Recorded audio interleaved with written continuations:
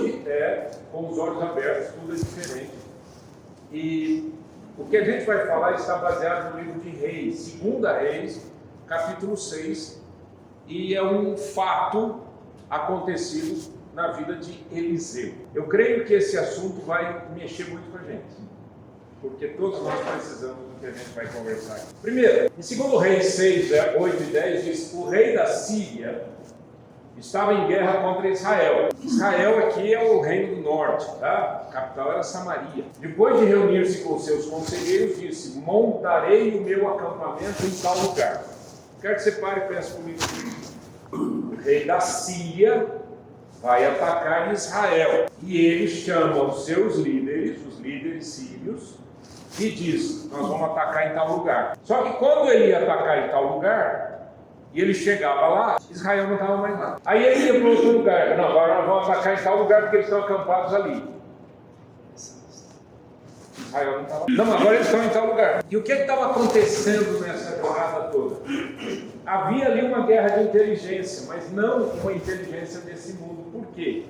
Porque Deus estava usando Eliseu, o profeta, para avisar o rei de Israel quando e onde o Sírio ia atacar. Então você imagina a situação, né? O rei sírio ficou muito bravo, né? Mas diz aí: mas o homem de Deus mandava uma mensagem ao rei de Israel: evite passar por tal lugar, pois os arameus estão descendo para lá. Assim o rei de Israel investigava o lugar indicado pelo homem de Deus.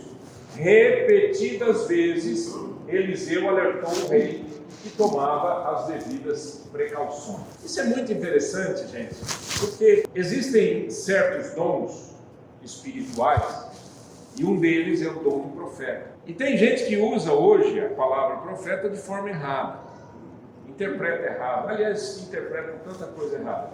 Mas no caso do Antigo Testamento, Eliseu era um profeta que ouvia Deus falar com ele, e Deus falava e dizia: faça isso, não faça isso, avise assim, faça aquilo, vá para tal lugar, etc. Era um homem que trazia uma palavra de Deus às pessoas. Nesse caso, era uma guerra de inteligência, mas não uma inteligência desse mundo. Continuando. Isso enfureceu o rei da Síria, e convocando seus conselheiros, perguntou-lhes: vocês não me apontarão qual dos nossos está do lado do rei de Israel? Tem espião aqui, né? Respondeu um dos conselheiros: nenhum de nós, majestade. É Eliseu o profeta que está em Israel e revela ao rei de Israel até as palavras que tu falas em teu quarto.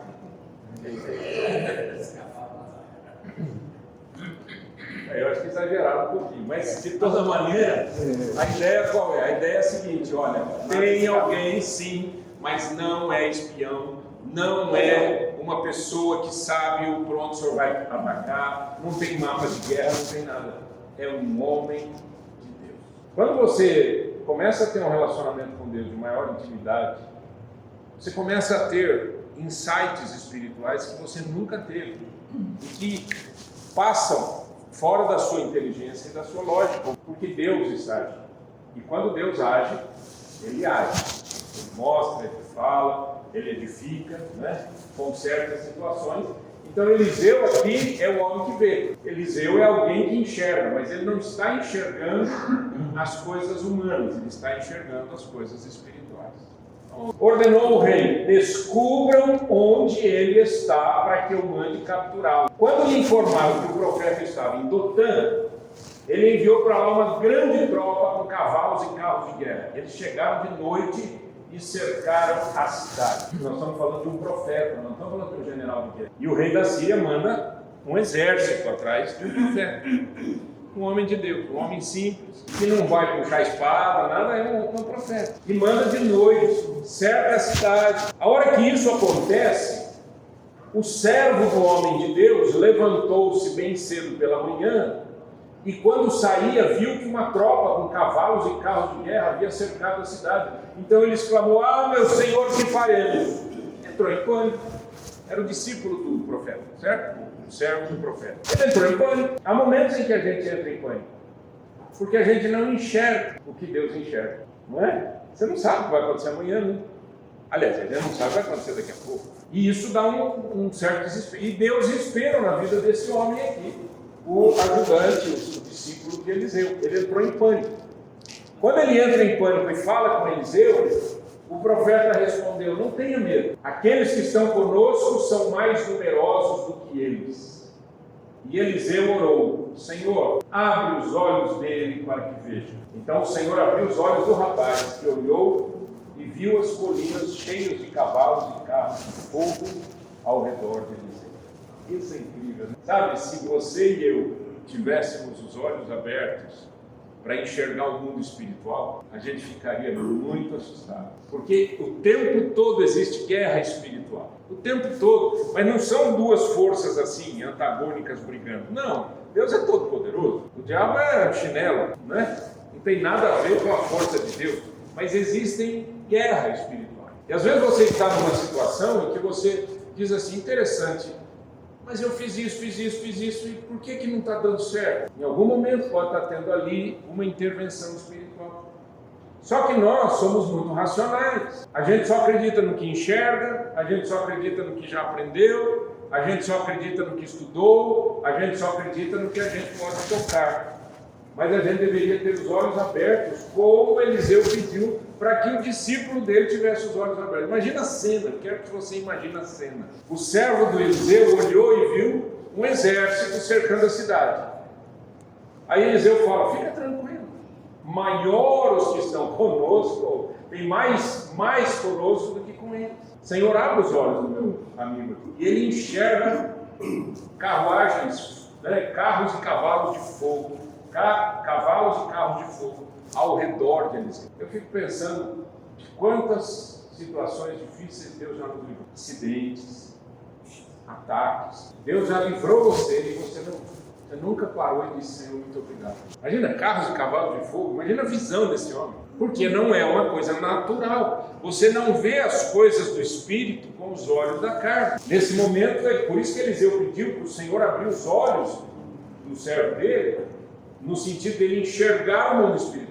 Ele não se enxerga o mundo espiritual com esses olhos que a gente tem aqui. Vamos continuar, vai pensando aí. Quando os arameus desceram em direção de Eliseu, olha só agora, ele orou ao Senhor: fere estes homens de cegueira. Então ele os feriu de cegueira, conforme Eliseu havia pedido. Eliseu lhes disse: este não é o caminho, nem esta é a cidade que procuram. Sigam-me, eu os levarei ao homem que vocês estão procurando. Enviou até a cidade de Samaria. Entendeu a situação, né? Eliseu está em Dotã, a cidadezinha ali. Os caras vieram, cercaram a cidade. Eliseu orou: Senhor, cega eles. O cara cego, fisicamente, não enxergaram mais nada. E aí Eliseu falou: sigam-me, puxa a cordinha do cavalo aí, vem atrás de mim que eu vou levar vocês para onde vocês têm que ir. E levou-os a Samaria. Quem é que está em Samaria? O rei.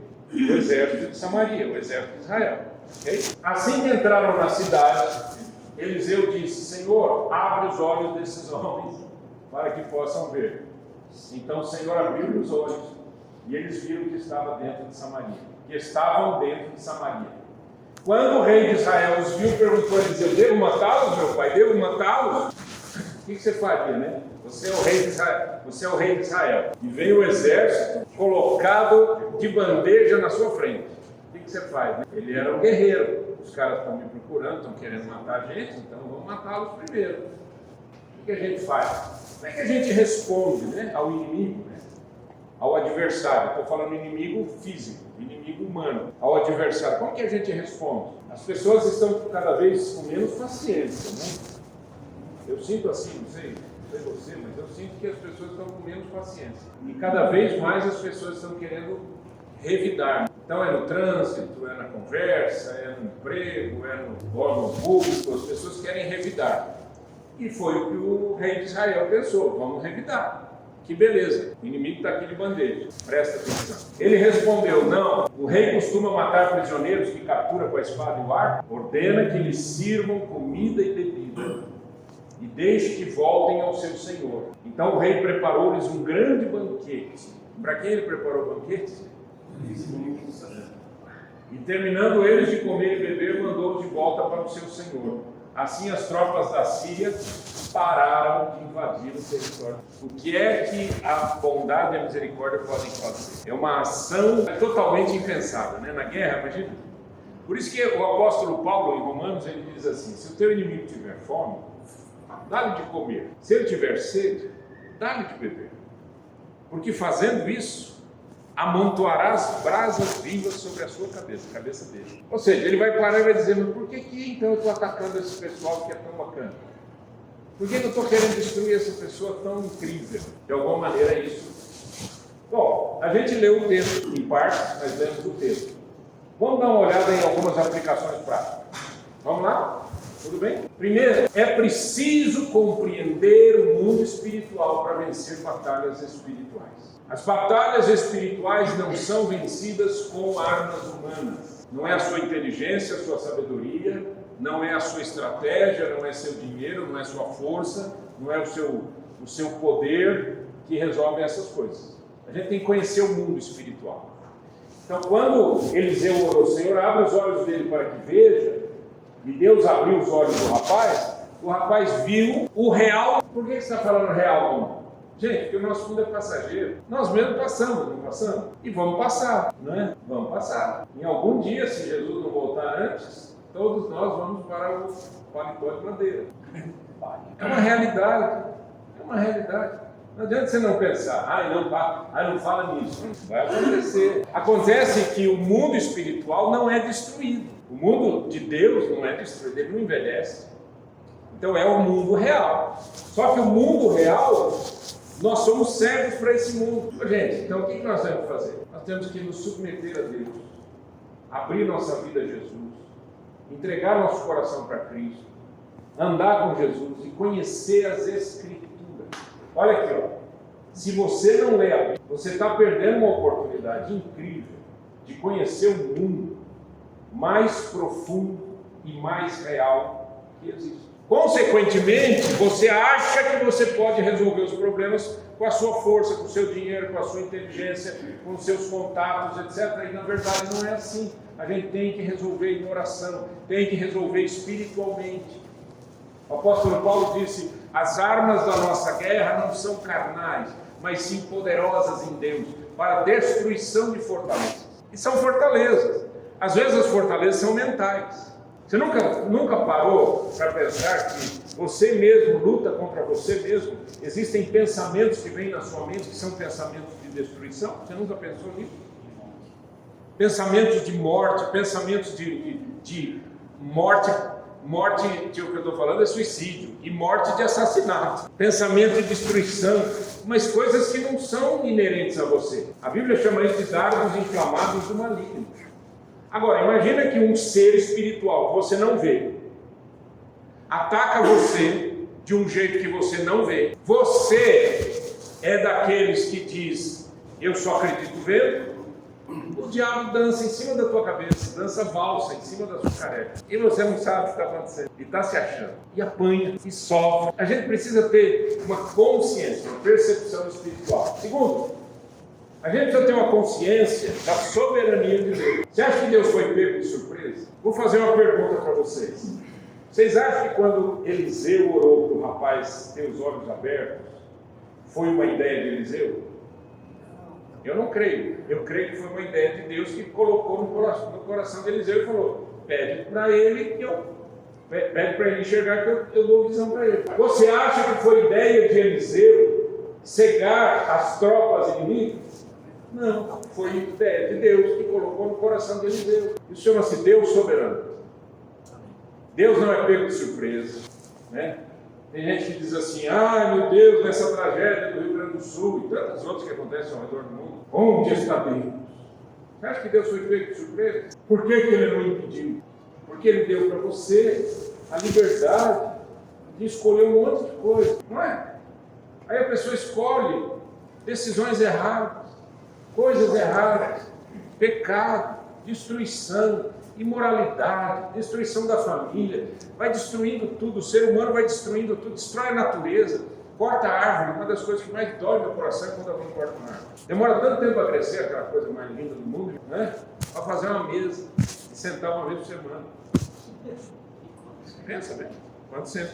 A verdade é que muita coisa é nossa culpa. Nós matamos as pessoas, nós destruímos as famílias, nós destruímos a moralidade no país. O brasileiro é um povo idólatra, é um povo que o tempo todo está buscando errado. Isso aqui que eu falei, ó, o ponto de percepção espiritual, eu conheço uma pessoa, um cara, eu estava conversando com ele falou assim, quando eu entrei em pânico na minha vida, eu achei que eu era o cara. Ele é um empresário aqui. Ele disse, eu achei que eu era o cara. Eu achei que eu tinha atingido o topo. Era prêmio, era isso, era aquilo, só que eu tinha um vazio enorme no meu coração. Eu falei, o que você fez? Ele falou, fui buscar. Onde você buscou? Fui na Amazônia, no meio dos índios. Foi lá tomar chá, foi lá fazer essas besteiras. Eu tive o privilégio de levar lá para Cristo, para que ele entregasse a vida para Cristo, no trabalho dele. E isso é incrível, porque só o Espírito Santo pode tocar o coração de uma pessoa, mas as pessoas estão em busca. Você tem gente na sua casa que está buscando espiritualmente, só que busca é o jovem que busca feitiçaria. Só que eles não falam feitiçaria, eles falam witch. Certo? Em inglês witch. Vocês nunca ouviram falar desses movimentos? Bruxaria, feitiçaria. Essa é a turma do Halloween, essa é a turma das coisas ruins, etc. E as pessoas estão em busca de algo espiritual, mas estão buscando no lugar errado. E a gente não entende por que o nosso povo sofre tanto. Porque é um povo idólatra, porque é um povo imoral. Soberania de Deus. Amós 3, versículo 7, é um texto lindo, diz assim, certamente o Senhor, o soberano, não faz coisa alguma sem revelar seu plano aos seus servos, os profetas. Estava lá Eliseu sabendo o que estava acontecendo, por quê? Porque Deus falou, eu vou revelar. É que Deus tinha alguém para ouvir o que ele tinha para falar. Eu fico pensando nisso, será que eu tenho ouvido para ouvir Deus? Esquece, não é todo mundo que é profeta. Deus vai separar um aqui, outro lá. Assim como Deus tem, eu tenho ouvido muitas mensagens do Billy Graham. E tenho ouvido muito, agora mesmo, chegando aqui, eu estava ouvindo um documentário sobre a vida do Billy Graham. E ele mesmo disse, olha, lá em Efésios capítulo 4, diz, alguns Deus separou para serem apóstolos, outros profetas, outros evangelistas, outros pastores e mestres. Ele disse, Deus me chamou para ser um evangelista. Eu só obedeci o que Deus mandou eu fazer. A gente olha, acha que o cara é um super, é uma pessoa especial. Na verdade, ele tem um dom que ele disse para Deus, Senhor, usa-me naquele dom. E eu fiquei pensando, qual é o meu dom? Eu descobri o meu dom, quer dizer, não foi agora que eu descobri. O meu dom é ensinar a igreja a viver uma vida com Deus. Esse é o meu dom. Meu dom é ensinar a Bíblia, ajudar as pessoas a terem intimidade com o Senhor. Espero estar fazendo perfeito. Deus tem misericórdia, né, de cada um de nós. Mas o que eu quero dizer é que cada um de nós tem um dom. Você tem que procurar qual é o seu. Terceiro lugar, a vitória pode estar longe da guerra. Ou seja, a gente imagina sempre que a vitória é vencer uma guerra. Mas a vitória que aconteceu nesse texto não tinha nada a ver com a guerra, né? Porque eles venceram usando bondade. Venceram usando gentileza. Venceram usando misericórdia. Vamos matar? Não vamos matar. Dá comida para eles. Manda eles embora. Mostra para eles. Alguns conselhos práticos. Se é que eu posso dar algum conselho, eu quero trazer para vocês apenas para reflexão. O primeiro conselho é gestão de conflito. Nós não estamos vivendo, graças a Deus, em época de guerra. Não tem aqui a Síria querendo atacar Israel, né? Não tem ninguém aqui querendo atacar o Brasil. Mas a gente tem um monte de guerra durante o dia, né? Que se chamam conflitos. Conflito pode estar na tua casa, conflito pode estar num relacionamento com um amigo, né? Um relacionamento que se partiu, algo que não aconteceu legal, algo que não foi bem resolvido. Né? Procure soluções pacíficas e aborde os conflitos com compaixão e respeito. Foi isso que Eliseu fez. É isso que a gente deve fazer. Procure fazer isso. Eu sempre digo, gente, olha, nada substitui uma boa conversa. Uma conversa humilde. Uma conversa de um coração que não chega querendo mandar ou querendo se impor. Mas um coração humilde. Para a resolução de conflitos. Segundo, aplique a inteligência. O que é inteligência emocional? São características emocionais que nós precisamos ter diante de conflitos e diante de adversidades. A gente precisa exercitar as nossas... No mundo corporativo, o pessoal usa muito a frase soft skills. Já ouviram falar? Soft skills. Skill é habilidade. Soft skills versus hard skills. O que é hard skill? Por exemplo, um cara que é um técnico em mexer com o computador, ele tem hard skills. Mas ele pode não ter soft skills, que é relacionamento, conversa, comunicação, como tratar as pessoas. Então, autocontrole para lidar com as adversidades é imperativo para vencer batalhas. Se você quer vencer batalhas, peça para Deus autocontrole. E sabe, a Bíblia diz que autocontrole faz parte do fruto do Espírito. Faz parte do fruto do Espírito. Quanto mais de Deus você tem, mais controlado você é. Liderança inspiradora, né? Eliseu, sendo profeta, colaborou com o rei. Eu acho bacana isso, que o rei respeitou o profeta. Claro que ele estava ali percebendo que as palavras do profeta estavam salvando a sua pele. Mas a liderança de Eliseu foi uma liderança muito incrível. E eu e você somos líderes. Nós somos líderes da nossa casa. E a pergunta que a gente tem que fazer é se nós estamos inspirando as pessoas com as quais nós trabalhamos. Família, no trabalho, amizades, né? Que tipo de inspiração? Eu acho que... Como que você identifica uma pessoa, um líder na sua vida? É uma pessoa admirável, não é? Uma pessoa que você admira. Porque é uma pessoa que te inspira a ser melhor, te inspira a crescer. Eu ouço muito isso nas minhas atividades. Quando a pessoa fala assim, poxa vida, o meu chefe é um baita cara. Ele resolve as coisas de uma maneira incrível, faz isso, faz aquilo. Poxa, tudo que eu quero é aprender com ele. É um líder que inspira. E a pergunta que eu tenho que fazer para mim, e você tem que fazer para você é, eu estou inspirando alguém? E as pessoas estão querendo ser como eu, ou pelo menos parecidas? Né? Essa reflexão, eu sinto que ela é uma reflexão que pode nos levar a algumas decisões. Aqui foi só um toque, né? Assim, coisa simples. Mas algumas coisas que podem nos levar a tomada de decisões. E a primeira pergunta é, o que você precisa fazer para mudar a sua história? Eu vou dizer, se você não tem Cristo como seu Salvador pessoal e o Senhor da sua vida, essa é a primeira decisão. E se você já tem, a sua decisão tem que ser ter intimidade com Deus. A Bíblia diz no livro de Salmos que a intimidade do Senhor é para aqueles que o temem. Aprender a andar com Deus, né? Orar em todo tempo. Você ora por tudo. Por exemplo, você ora pelas coisas que estão acontecendo na sua vida ou não. Vamos supor que você tem que ir ao banco resolver um problema. Você ora para que Deus toque no coração das pessoas, para que a sua vida ali seja uma bênção, para que você brilhe a luz de Cristo naquele ambiente. Você ora assim?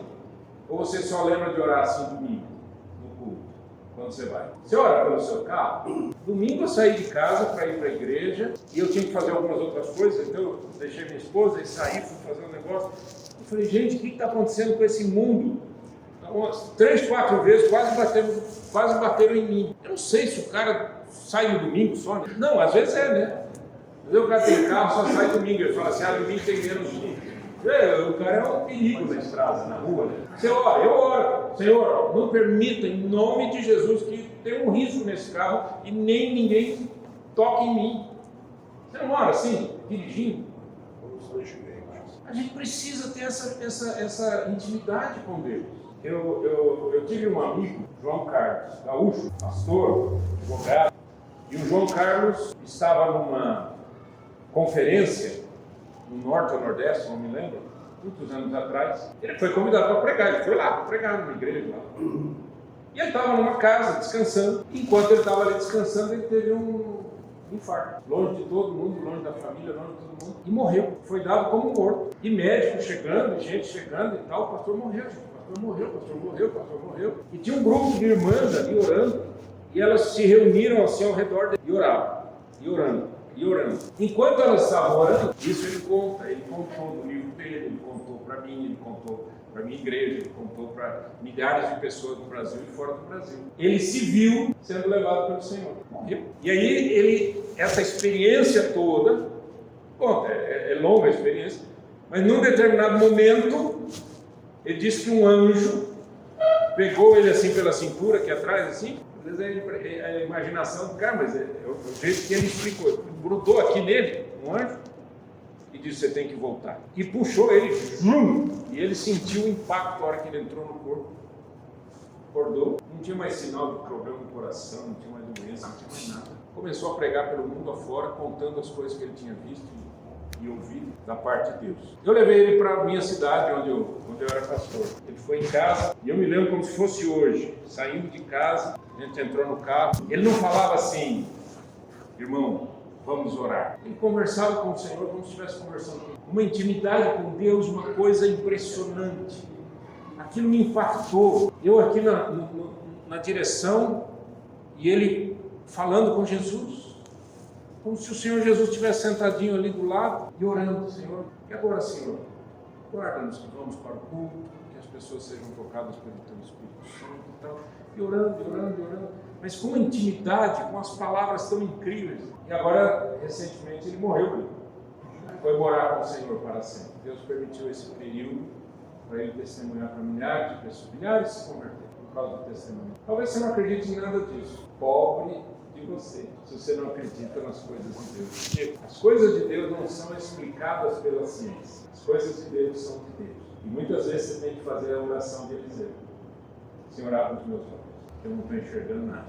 Fecha os teus olhos. Sabe, Senhor, cada um de nós precisa tanto do Senhor. Não é uma questão de religiosidade ou de formalidade espiritual, mas é uma questão de vida ou morte.